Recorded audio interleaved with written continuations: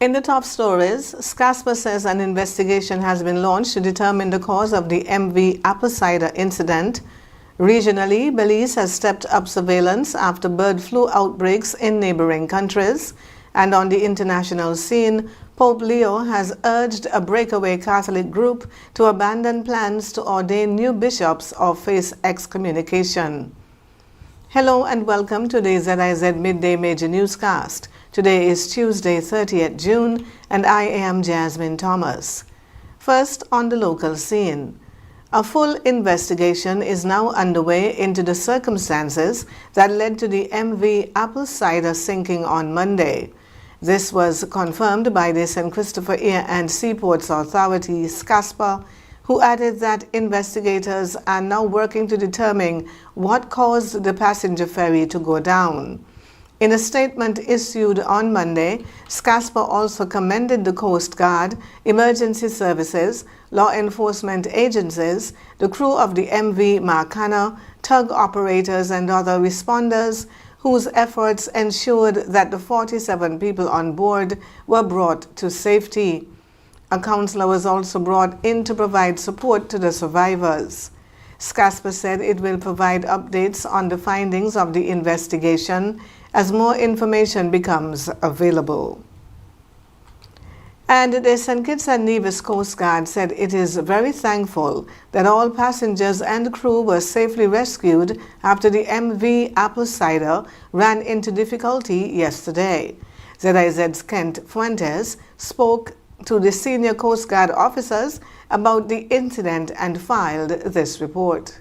According to Commanding Officer of the Coast Guard, Captain Jason Maloney, the unit received a distress call from the MV apple cider through the Maritime Radio Network. Corporal Williams, who served as the non-commissioned officer on duty at the time, explained how the Coast Guard responded. At 08:55 hours, a call came in via VHF radio stating that a vessel is taking on water in the vicinity of Port Zante.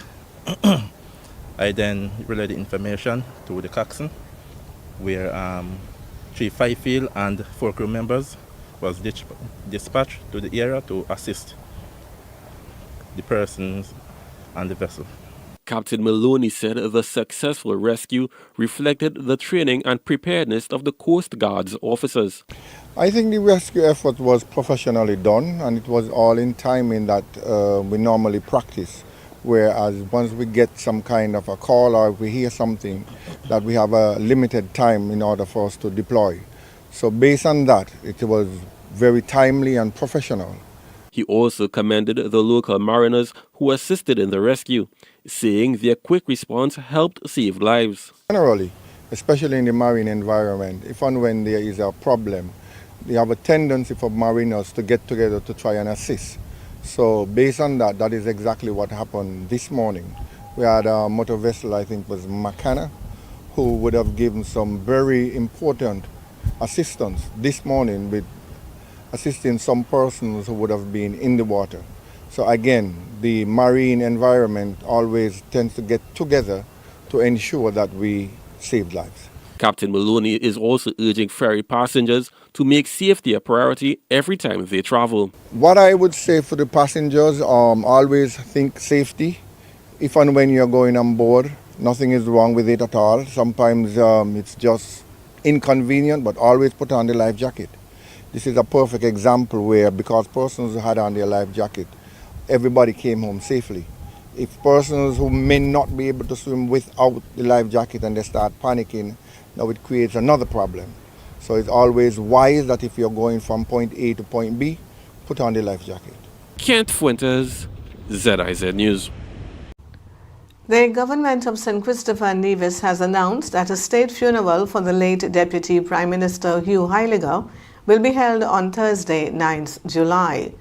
3 days of national mourning will be observed from the 7th to the 9th of July. During that period, flags at all government buildings and official residences will be flown at half-mast. Ahead of the funeral, Mr. Heiliger will lie in state at government headquarters from 9 o'clock on Thursday morning until midday. The funeral service will be then held at the Wesley Methodist Church, where viewing and tributes will begin at 1 o'clock, followed by the service at 2. Former Deputy Prime Minister Heiliger, who held the portfolios of agriculture and education from between 1989 and 1995 and later became leader of the opposition, died earlier this month at 80 years old. On the regional scene, Belize has stepped up surveillance for avian influenza following outbreaks of the disease in Honduras and Costa Rica. The Belize Agricultural Health Authority says the country remains free of the virus but has moved to heighten its preparedness to protect the poultry sector. Authorities say the risk of the disease entering Belize remains high because of its proximity to affected countries, as well as the movement of migratory and resident bird populations across the region. Highly pathogenic avian influenza is a highly contagious viral disease that primarily affects poultry and other bird species, although rare human infections have also been recorded. The Agricultural Health Authority has urged farmers and members of the public to report sick or dead birds immediately. It has also issued a reminder that the illegal movement of birds and animal products poses a serious risk to the country's food security and livestock industry. The Guyana government will begin paying cash assistance to rice farmers next week under a support program worth an estimated 3 billion Guyana dollars. The payout is aimed at helping farmers deal with the growing challenges facing the rice industry. Under the program, farmers cultivating 50 acres or less will receive 15,000 Guyana dollars per acre, while those with more than 50 acres will receive $10,000 per acre. The Ministry of Agriculture said eligible farmers have already been registered, claims verified, and payments will begin now that the harvest has been completed.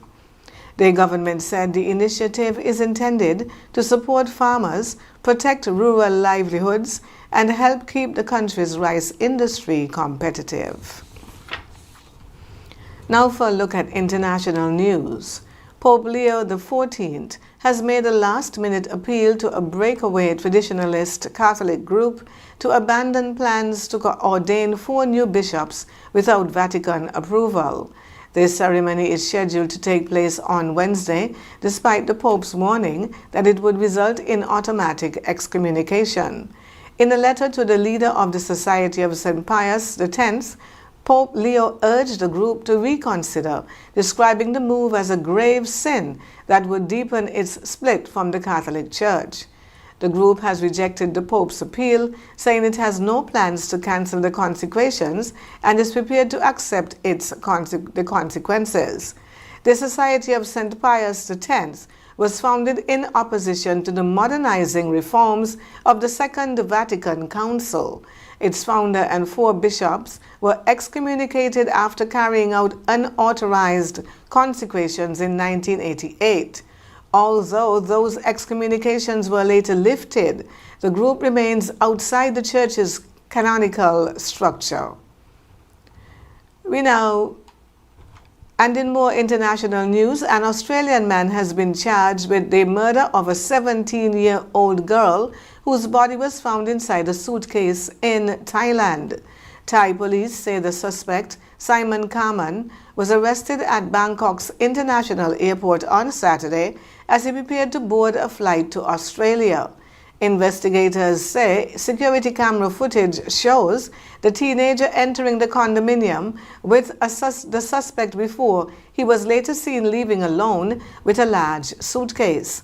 The suitcase was later found in a deserted area along a railway line with the girl's body inside.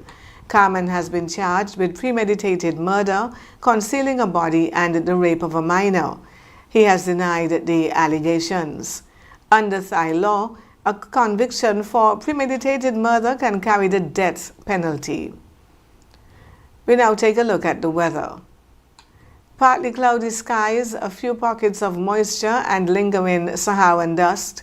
will continue to influence weather conditions across the Federation. Expect partly cloudy and slightly hazy conditions today, with a 40% chance of brief passing showers.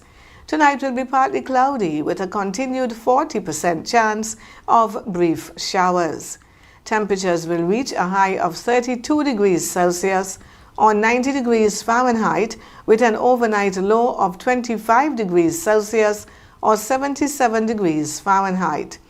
Winds will be easterly at 17 to 30 kilometers per hour or 10 to 18 miles per hour.